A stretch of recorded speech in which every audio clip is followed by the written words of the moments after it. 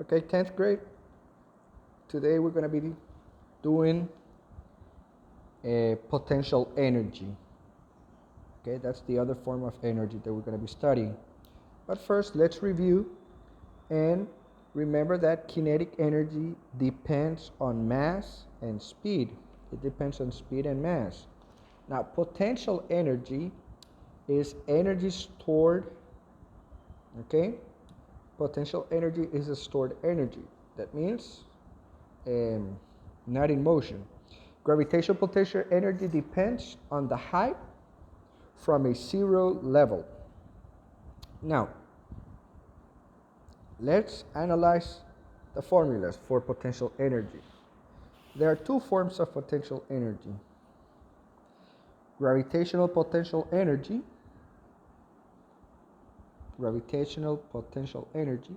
which is equal to mass times gravity times height. Mass times free fall acceleration times height. Okay, that's the formula for gravitational potential energy. Now, how do we solve this formula for m? For the mass, if we know, remember that gravity is a constant, 9.81 meters per second squared, and we want to solve for mass. Okay, so all you have to do is divide by gravity and height on both sides of the equation. So you get that mass equals gravitational potential energy divided by gravity times height. Okay?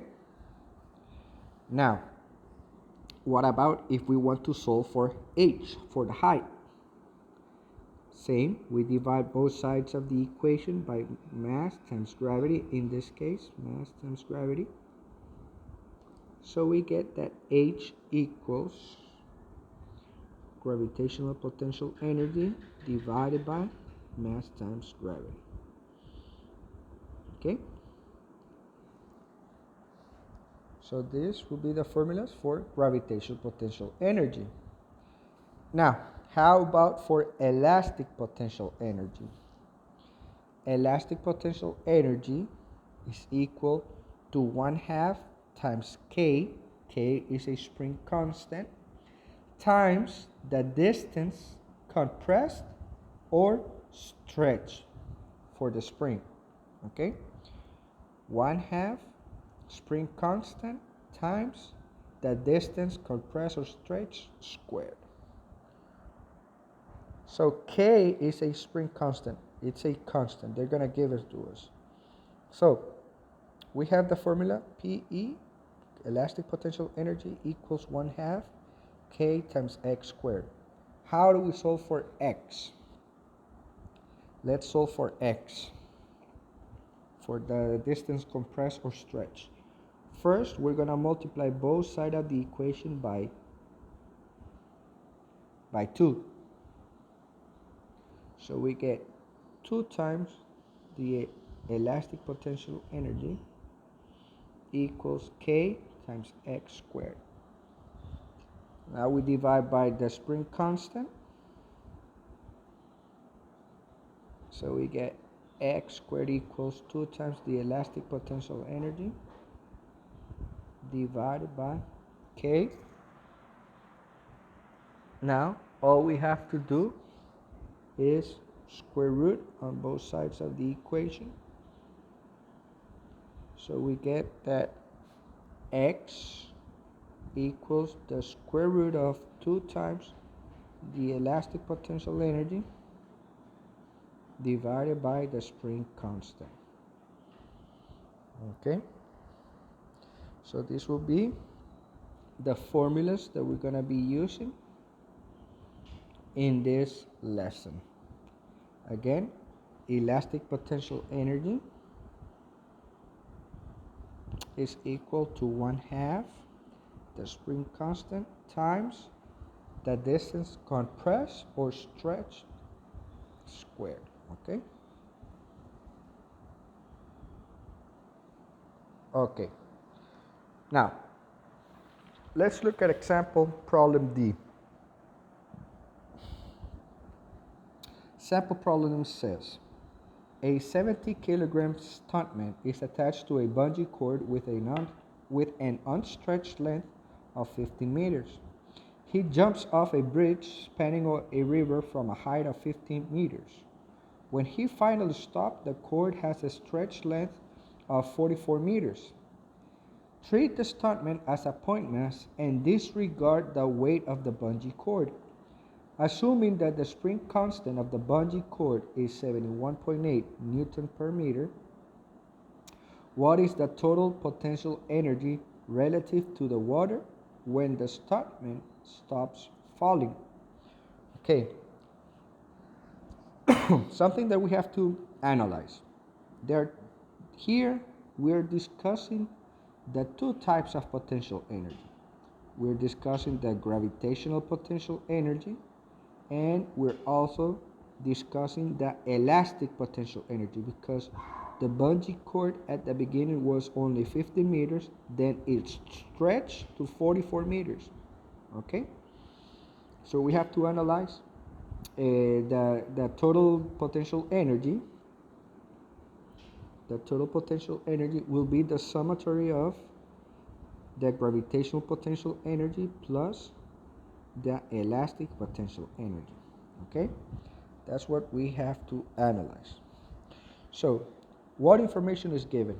A 70 kilogram, that is mass, 70 kilograms, stuntman attached to an unstretched length of 15 meters. This will be the length of the cord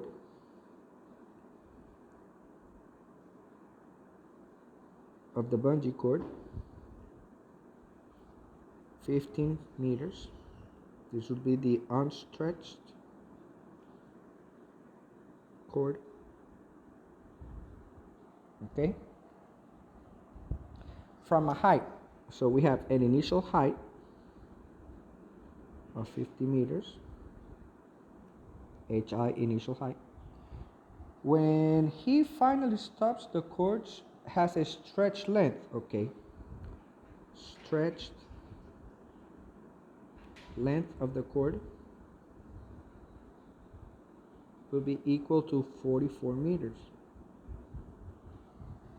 Okay, treat the stuntman as a point mass and disregard the weight of the cord, assuming that the spring constant K of the bungee cord is 71.8 Newton per meter. What is the potential energy? Okay, so that's the information that we have. So first of all, let's find the gravitational potential energy. Now notice the distance from the bridge to the river is 50 meters, right? The stuntman, after he jumps, the maximum length from the bungee cord was 44 meters. So that means, in this case, for the gravitational potential energy, final height will be 50 meters, the length from the bridge to the river, minus the total length of the stretched bungee cord, 44 meters. So final height will be just 6 meters. That is the total height, the height from here to the zero level. Zero level would be the river, right? So this is the height that we're going to be using for the gravitational potential energy. So again, gravitational potential energy equals mass times gravity times height.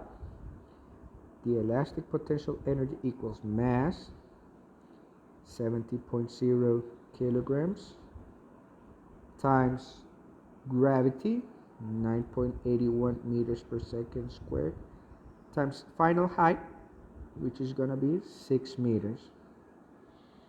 Okay, so the elastic potential energy will be equal to 4.1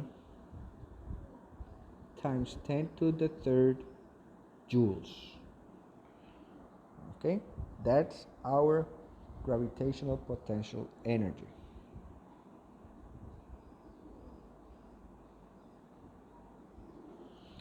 Now, let's find our elastic potential energy. Equals 1/2 the spring constant times x squared. Now let's find what will be the value of x. In this case, x will be equal to the stretch length. I don't have space here. X will be equal to the stretch length of the cord minus the relaxed length.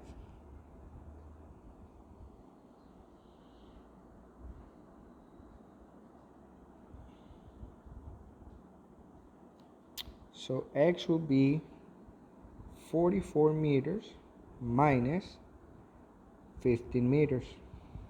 So how much was the bungee cord stretched? Okay, and that would be equal to 29.0 meters. Okay,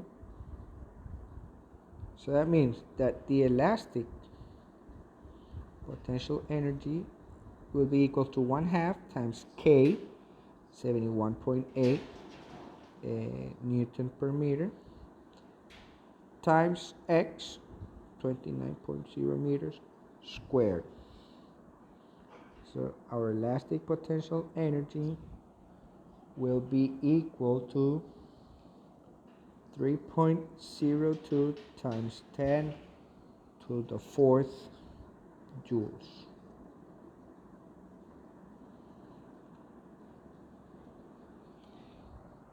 Okay.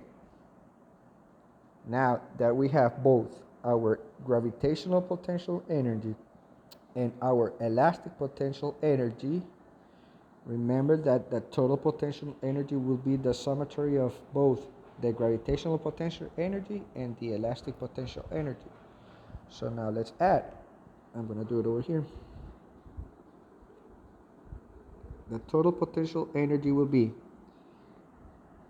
elastic potential energy 4.1 times 10 to the third joules plus the elastic potential energy 3.02 times 10 to the fourth joules. So the total potential energy will be equal to 3.43 times 10 to the fourth joules. Okay, and that will be the total potential energy. Now,